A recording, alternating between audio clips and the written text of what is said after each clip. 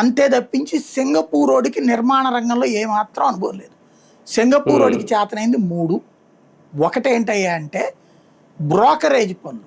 అంటే అమరావతిలో so building కావాలి, ఇది కట్టగలిగినటువంటి వాడు ఏ దేశంలో ఉన్నాడు, వాడికి మనకి మధ్యన టైఅప్ కుదిర్చే బ్రోకర్ ఏజెన్సీ అది సింగపూర్ అనేది.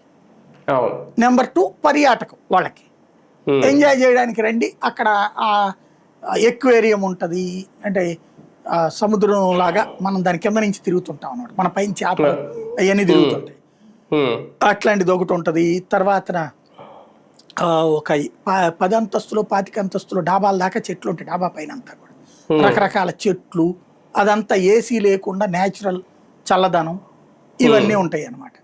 అవి తిరగడము, ఇట్లాంటి కొన్ని బోట్లు, తర్వాత ఈ పెద్ద పెద్ద బిల్డింగులు, ఆకాశ ఆర్మయాలు, 5 ఎకరాలు ఇట్లాంటివి ఉంటాయి అక్కడ. అంతే, అవి తప్పించి వాటిట్లో చూడటానికి ఏమీ లేదు. మన స్టార్ హోటల్లో కూర్చోబెడతారు, పొద్దున 7 లైన్లో ఉండాలి. మంత్రులు కూడా morning 8 sir why must be sir అంటాడు, వీళ్ళందరూ రావాలి. లేకపోతే ఒక్కొక్కరికి అక్కడ వీళ్ళని పెడతారు, వాళ్ళు ఫోన్ చేస్తారు, madam please we are waiting here అనేసి అయిపోతుంది. అందరినీ కలిపి వేసుకుని తీసుకుపోతారు అక్కడ. మళ్ళీ సపరేట్ వెహికల్ కూడా ఉండదు.